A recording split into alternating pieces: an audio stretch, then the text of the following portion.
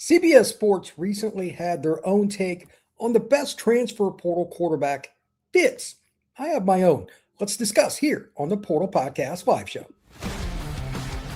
Locked On presents The Portal, the daily podcast covering college football recruiting and everything NIL.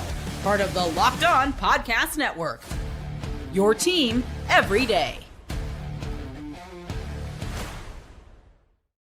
Back into the Portal Podcast, where you get your daily recruiting, NIL, and transfer portal scoop. I'm your host, Brian Smith. Thank you for making the Portal Podcast your first listen each and every day right here on the nation's #1 sports podcasting network, Locked On. We are brought to you today by our friends at 5 Hour Energy. You can have your cake and drink it too. Birthday cake flavor is back. No fork needed. Vanilla cake flavor, caffeinated kick, no sugar. Party time. Order now at 5hourenergy.com or over at Amazon. We're going to be discussing quarterbacks today. And as we get into the show a little bit later, some of the main things that you look at with quarterbacks, do they simply know the offensive scheme and do they fit? Some of the quarterbacks, they ended up transferring with coaches that they were very successful in. Does it matter? You bet. We'll talk about that a little later in the show. But first, I want to discuss some of the main quarterbacks that I think will be, shall we say, the best fits. And it's not necessarily the best player overall. This is a different category. All these guys are really, really good. If I were to rank the quarterbacks, looking at it, there are different ways to do it. But I think the best fit overall is a little bit different than what CBS had. Their number 5 is my number 1. So again, I hinted at it already. Did you already play in the system? That is a major factor. If you did, it's going to be a more likely scenario for you to be successful. To that end, I don't think there's much doubt about it. Coaches that come over and they can implement their system with their quarterback already in motion, that quarterback becomes an extra coach. So if you take nothing else from this podcast, yes, scheme matters. We'll go into more of it a little later, but that is the biggest thing here. If you bring the coach in, one of the things they ask now in the interviews, hey, who are you bringing with you? If you're bringing your quarterback, that helps tremendously. So here are the quarterbacks, and take it for what it's worth. This is CBS, and there's something to be said for everybody having their own opinion on it, but there's something for everybody to take from this. They had Drew Mestemaker number 1. I have him number 2. Drew came over from North Texas, over 4,000 yards passing, 34 touchdowns. One of the greatest stories you're going to see in sport. Didn't start in high school at Vandergrift High in Austin, Texas, walks on at North Texas. Redshirts is next year, is this past season, led the nation in passing.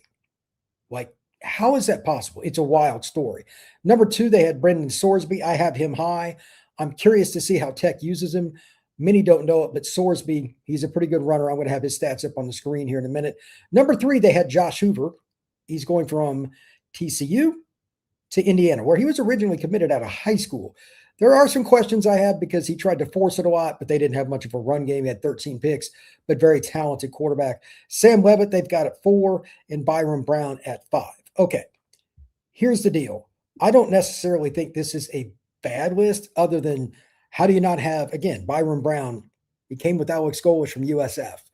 He has been a starter since the end of his freshman year. How is he not in the top 3? They have him number 5. That's my only real qualm here. And I've got him number 1. Here is my look at it overall for why I think Byram is that guy. This is just what he did this past season statistically. 225 of 342, 65.8%, 3,131 yards, 9.2 yards per attempt. That was tied for like second in the nation with CJ Card, ND. 28 touchdowns, 7 picks. And he's a runner that went over 1,000 yards as well. He's one of like 12 or 14 guys that ever do it. That's pretty impressive. If you're that guy and you come into Auburn, which, by the way, they brought 5 wide receivers from USF as well, they should be able to kind of just walk in, plug and play. And as an additional bonus, and I'm cheating here with this, and it's one of the reasons I rank Brown number 1, his center from USF also transfers to Auburn. That matters. Absolutely, unequivocally, that matters. It will be seamless with the protections as the guy that you're used to helping you call protections, change plays. It's the same guy you were with down in Tampa, Florida at USF. So that's my number one. And I don't think it's that difficult to see why. My number two, I already mentioned him as well, really good, Drew Mestamaker. This is just an incredible story. He was with Coach Morris at North Texas. He heads over to Oklahoma State. This is a tremendous story, but even more importantly, it's just getting started. This could be his last year of college football. Who knows at Oak State? But last year, 320, a 466, 68.7%, 4,384 yards, 9.4 yards per attempt. That led the nation. 34 TDs, 9 picks. Now, he's not as mobile as Byram, and I think that's part of it. It's another reason that I think Brown gets a little bit of an edge. Knowing what your quarterback can do when he's a mobile guy that can really run around like that it's important.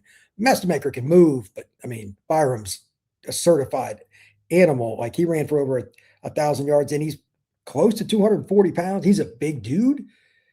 That's why I kind of look at this a little bit differently. But Mestamaker, first year he did this. Like, imagine if he improved. Like, it's going to be incredible. Curious to see what he does at the Big 12 level. But again, really, really talented. Sticking in the state of Texas, my number three, Brendan Sorsby. Comes over from Cincinnati, 205 or 336, 61%, 2,783 yards, 8.3 average per attempt, 26 scores to 5 interceptions, so 5.2 to 1. That's really, really good. I think that the running ability here is the curious part. He had over 600 yards rushing for the Bearcats in 2025. The quarterback situation for Texas Tech was exposed in the playoff. That's obvious. Is he going to be the second coming of John Elway? No. But at the same time, graduate student who's ironically originally from Texas and a guy that has the ability to make plays on the move when you're going against teams that are going to get a pass rush on you. If you get to the playoff, which Texas Tech should, their schedule this next year is a complete joke. They don't even play BYU. I expect to see Sorsby in a scenario where he's only going to have 2 or 3 pressure-packed moments in the regular season, and he'll deliver. He's proven it. No offense to Cincinnati, but they don't have as much talent. He's not coming over with the same staff, but he's adjusted. He's played at 2 different schools. He was at Indiana, then he was at Cincinnati. He's a veteran. He'll find a way to make them better. And just if nothing else, this is a guy that has found a way to make a team that didn't have near as much talent a more applicable opportunity for them to win each week. Cincinnati was good last year. They were, in the last few weeks of being in the Big 12 title game, he's going to have so much more talent. He will be able to really take that game to the next level because he's throwing to more players that are talented. You'll probably have a better O-line, etc. Running game's good. He's going to do well. Now, as for what I think overall, this is just my list and how I put it. These are, I have 7, and I got a couple that are a little different. I got Brown, Mestamaker, and Sorsby I talked about. I've got Josh Hoover 4th, Sam Leavitt, I've got 5th, Jaden Craig at TCU, I've got 6th, and Aaron Philo at 4 to 7. Let me just explain these briefly. Hoover, I trust Sig in Indiana. He committed there originally out of high school. He had 13 picks this past year at TCU. I expect him to step up because, quite frankly, let's be honest, he won't have to throw it as much. Indiana is a run-first offense, and play action is awesome with them. Let's see what they can do. Number 5, Leavitt. I would have had him a little higher, but he's going to miss a good portion of spring in terms of like the physical stuff. I'm just curious how much they can implement into the system, and not like Byron Brown or Drew Mestamaker. Leavitt is a guy that's coming in from a new system. He was at Arizona State last year. So while I think he fits Kiffin's offense because he can definitely run, he's not going to get the same reps in terms of install, actually doing it. So I have him a little lower. Otherwise, if you wanted to put him in top 3, I would have had no problem. Jaden Craig at TCU might surprise a few people. I just think the guy that's coming over from Harvard, like obviously he's intelligent. He processes well. He's been renowned that way. He's a pretty good sized guy. He's 215 pounds. Is he going to be unbelievable? I don't know. It's a major step up from the Ivy League to go to the Big 12, but his stats are consistent, and I've heard really good things about him. And then Aaron Philo, he comes over with part of the staff from UF, meaning the offense coordinator in particular. He hasn't played much, and this is my wild card. I'm kind of taking a shot on him, but he led the state of Georgia like all time at passing yardage in high school. He's been in college a couple of years. Buster Faulkner is a renowned coordinator. He's going to UF. I think Philo will win the job, but maybe he doesn't. We'll see how that goes. But he's got the opportunity and he knows the system. Again, that is so, so important. When we come back, I want to talk a little bit more about the systems, how it works. That is next, right here on the Portal Podcast. I'm Clea Butler, host of Locked On Women's Basketball, and this is Mazda's Women's Basketball Snapshot, celebrating the work no highlight reel can ever capture. It was a heavyweight showdown between number 3 South Carolina and number 7 LSU, and the Gamecocks rose to the occasion. South Carolina secured a hard-fought 79-72 victory to stay atop the SEC standings, using a balanced offensive attack to outlast the Tigers. Tessa Johnson led the way with 21 points, while Raven Johnson added 19. Medina Okot dominated the paint with a double-double, finishing with 12 points and 17 rebounds, while Joyce Edwards chipped in 10 points to round out the scoring. With the statement win, the Gamecocks now turn their attention to a road matchup at number 23 Alabama on Thursday. These moments are earned off the clock, those long before the lights ever come on. The sweat, the fakes, the doubt, the scrapes, and coming back for more every time. Mazda puts that same drive into every detail. Wins define the moment, putting in the work, that defines you. There's more to a Mazda because there's more to you. Today's show is also brought to you by our friends over at FanDuel. Ever wanted to experience the NBA Finals live and in person? FanDuel is giving you that opportunity to turn that dream into reality with their own NBA sweepstakes. This is how it works. Use your profit boost on any NBA future, and you'll automatically be entered for a shot for the NBA Finals, a trip for 2. That's right, flights, tickets, the whole experience with FanDuel. If you love the opportunity to look at the futures for the NBA Finals, or maybe it's just a conference championship, no problem at all. Check it out. Visit FanDuel.com to get started. Use your profit boost on any NBA future and get entered for your chance for the NBA Finals. Play your game with FanDuel, the official sports betting partner of the NBA. Take your game to the next level with the Everydayer Club down in the description below. $5 a month or $50 for the year. It's the best part of it. Your ads will be eliminated on your audio feed for Locked On the Portal. And to be honest, as much as I'm on the go, I use the audio for every podcast I listen to, and I'm sure many of you do as well. Nobody likes ads. Check it out, the Everydayer Club, down below in the description. Now let's talk a little bit about the system and why I brought that up, and then I'll get into the chat a little bit. Comments, fire away about my takes, by the way. If you like somebody, don't like somebody, go ahead. I don't care if you're on the live show or if you are listening to this later. I'm curious what you think. Is it Mestamaker? Is it Byron Brown? Do you want it to be looked at from a different perspective? And you think even though the Liz Frank injury with Sam Leavitt is there, you think he's going to be number 1? That's fine. Let's hear your take. But I think that system now is more important than ever. And here's why. With the transfer portal, we're never going to have the consistency we used to. We're just not. The days of seeing Johnny go through for 3 years and sit his butt on the bench, if he's truly talented, not a guy that kind of holding on to a roster spot, they're probably going to move on.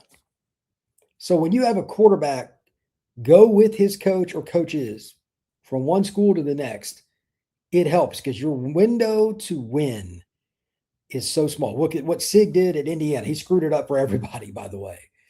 If possible, he literally accelerated the expectations for schools, which is bad. He is a once-in-a-lifetime kind of coach. So I don't think we're going to see that again, but the expectations of boosters who are paying a lot of money, fans that are spending more on seat licenses, and then the tickets themselves, and the parking, and then the food, and then the drive, and then the hotel, and all, they do not care.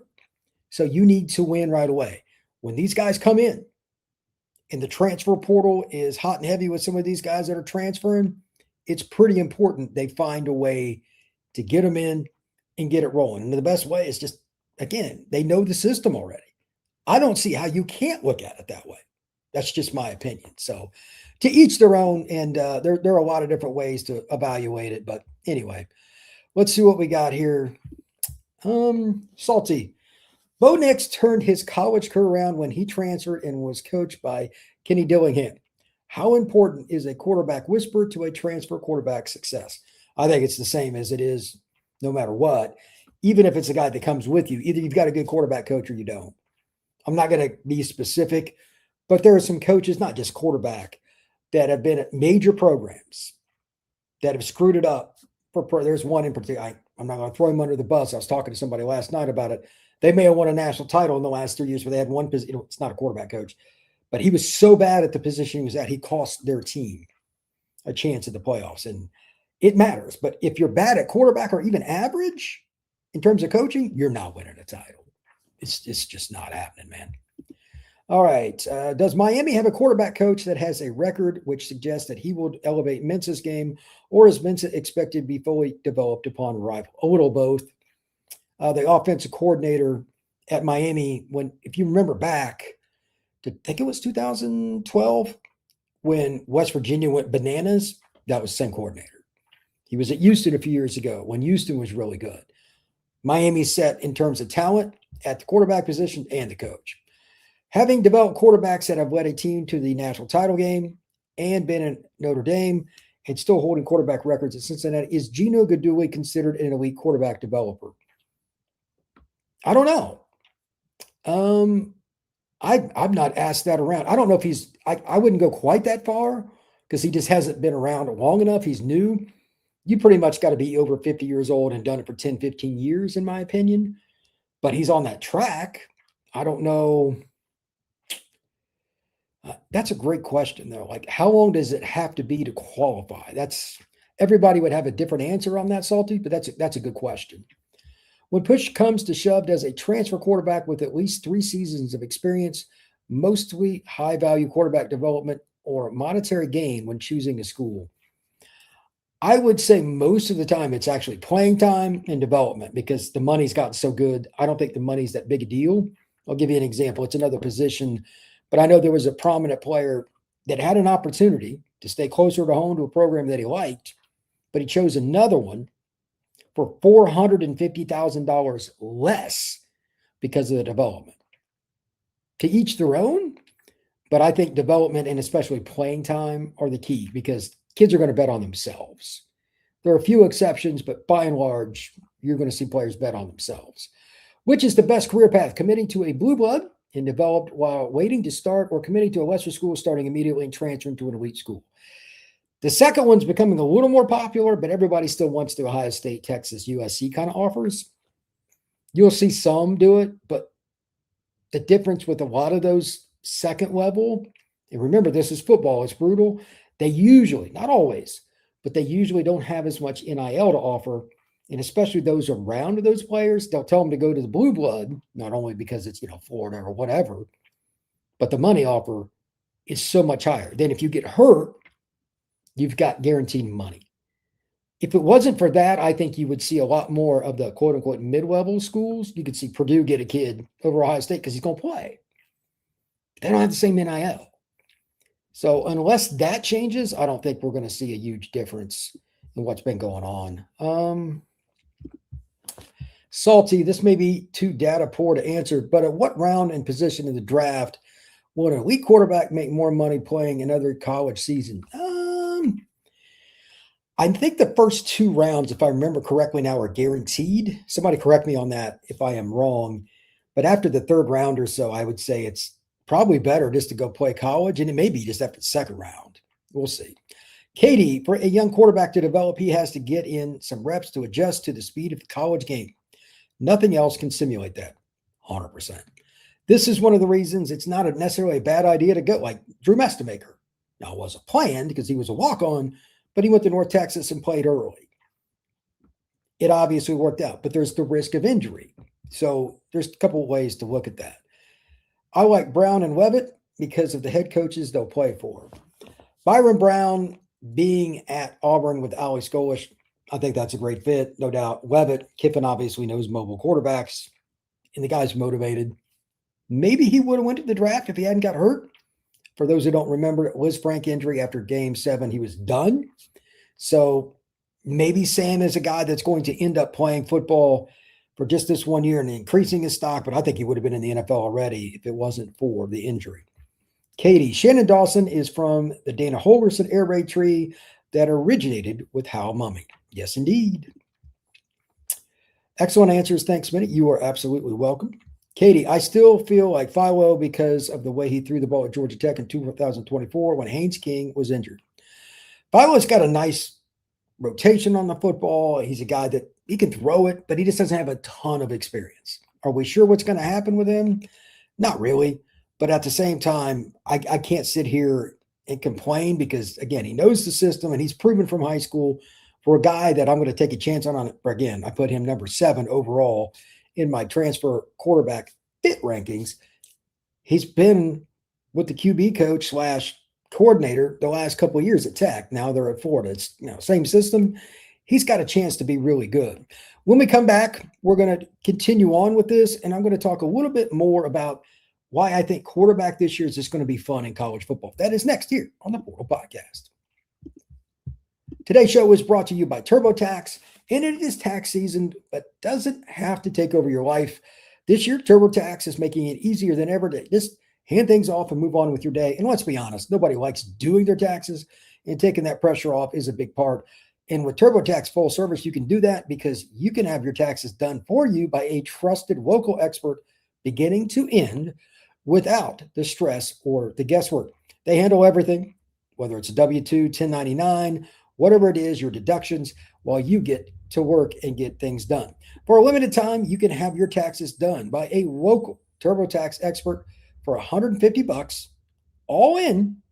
If a TurboTax expert didn't file for you last year, just file by February the 28th.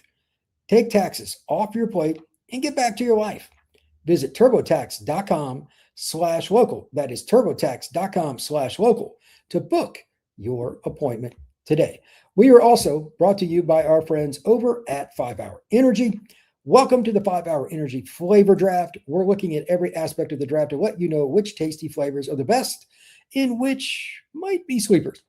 The board is set, the flavors are ready, and only one is going to make the top spot. I'm a traditional guy.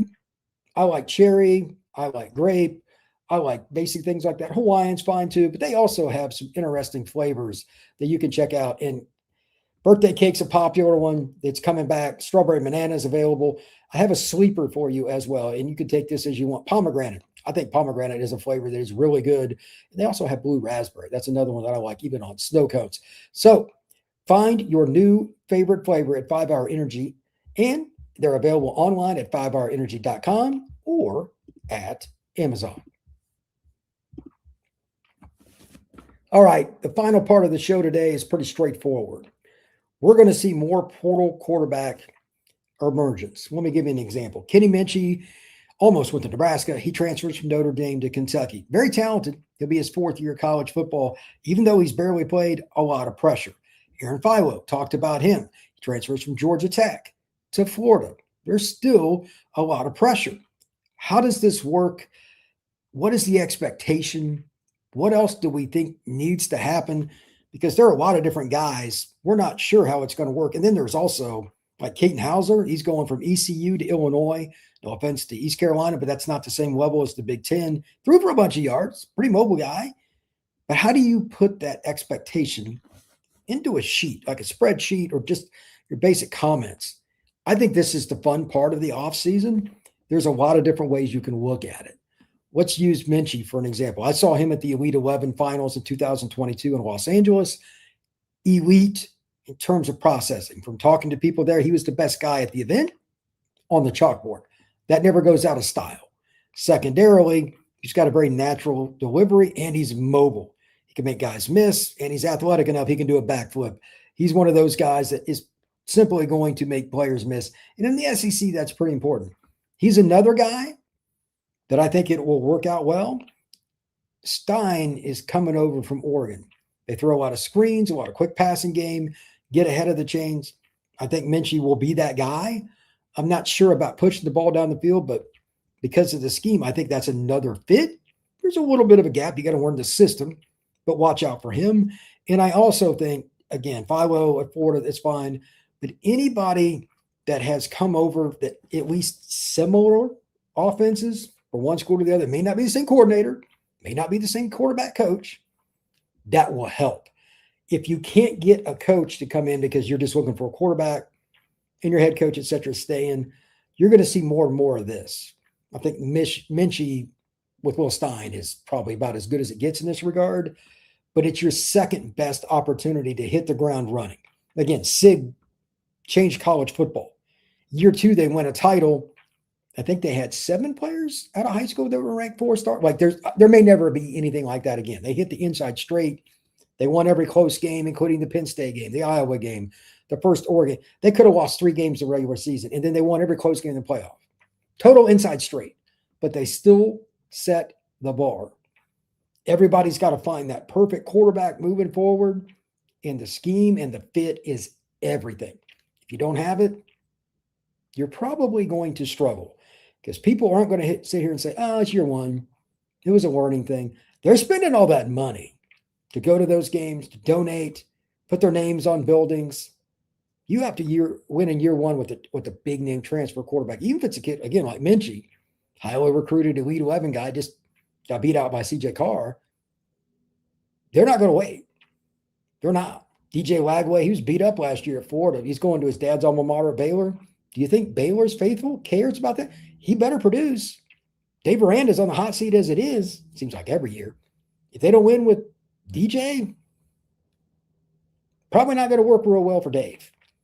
You've got to find a way to win when you go out and spend money on a portal quarterback, regardless of the fit. It's not necessarily fair, but you're going to see, in my opinion, more guys looking for just fit so they can hit the home run instead of the long-term guy like an elite 5-star kid who didn't play as a freshman. You might take somebody that's got 2 years of eligibility, but they're a redshirt sophomore, have a really good year, and you went through the system. Maybe it's at an FCS school.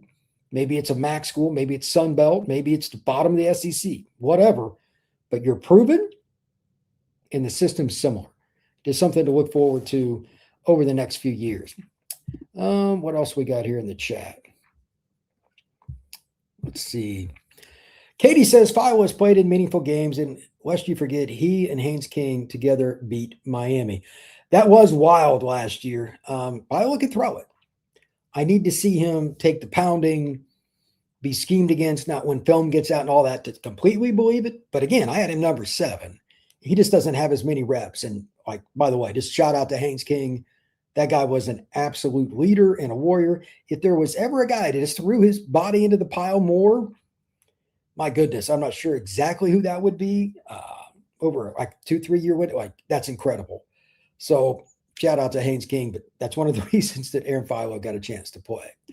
Katie, Coach Hayes made a good point saying to develop a young quarterback, teams have to accept they may go 8-4, 9-3 a year or two to do it. And teams and fans don't have that kind of patience.